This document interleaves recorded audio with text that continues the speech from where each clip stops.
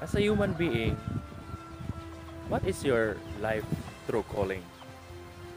This is a question that uh, it's hard to answer dahil uh, sometimes hindi natin ma-assure kung ano ba talaga ang plano ng Diyos sa ating buhay. Pero as times go on, yung madi-discover natin ang ating mga sarili, malalaman natin na talagang may calling ang bawat isa. Sa akin, nakikita ko na hindi naman talaga ah, passion ko ang pagtuturo, pagiging teacher kasi ang unang ah, ang unang dream or gusto kong maging trabaho ay pagiging seaman at ang pangalawa ay magiging isang sundalo. Pero hindi ko naabot yun eh. Ah, Siguro dahil sa kahirapan na, or dahil sa mga pagsubok na aking naranasan, hindi ko nakamit ang mga pangarap na yon. Pero merong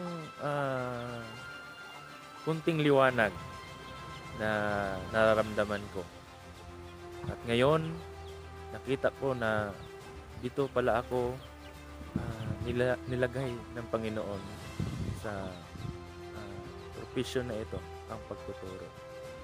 So, naramdaman ko na ito talaga ang calling ko dito sa mundong ito na makapagbahagi ng aking mga nalalaman, natutunan sa aking 35 years of existence. Hindi lang sa aking sarili, kundi sa mga bata na ngayon ay aking tinuturuan sa high school.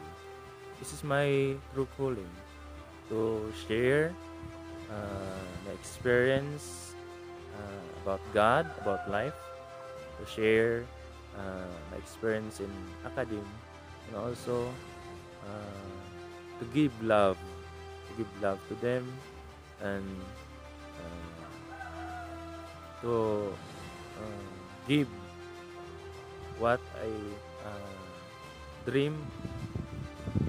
Ibigay ko sa kanila ang mga bagay na dapat magkurso sila about education. Kasi ang education talaga ang magbabago sa kanilang buhay. Paano ba ito? Pangalawang tanong, paano ang calling na ito ma-apply sa pagtuturo? O paano ang calling ng Panginoon ma-apply sa pagtuturo? Sa akin naman ay malaking bagay talaga ang calling na binigay ng Panginoon sa iyo upang makatulong sa iba, lalo na sa mga kabataan na willing na mag-aral, willing na magbasa, willing na ibigay ang time upang matuto. Kaya pag may passion ka sa iyong sarili, just like the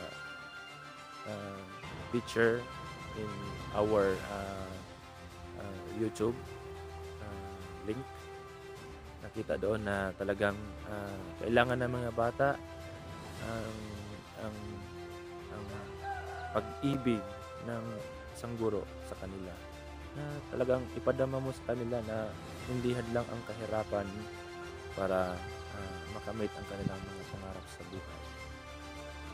Ang calling na ito, ang passion ng pagtuturong ito ay magdadala sa aking sarili upang makatulong sa iba, hindi lang matulungan ang kanilang knowledge about the subject, kundi ang kanilang character, building the character, at ang kanilang puso na mapagbigay, maunawain at mapagmahal sa iba. Saan ang calling na ito? Ang magbibigay ng pag-asa, hindi lang sa ngayon, kundi sa hinaharap, sa mga kabataan na talagang kapos at hirap ngayon sa mga panahong ito na talagang nag-i-improve ang teknolohiya, nagmamahalan ang mga produkto, mga pagkain, at ang ah, nawawalan ng mga trabaho ang mga kanilang mga magulang. Kaya bilang isang guro or kung magiging professional na guro na, maging licensed na guro na, ang hangad ko ay makatulong sa mga bata sa kanilang pag-aaral. Wala man silang makain, mabigyan ng pagkain. Wala mang mga school supply, ay mabigyan ng school supply. So, sana pagpalain ng Panginoon ang profesyong ito at gayon din ang aking sarili bilang kanyang lingkod. Salamat.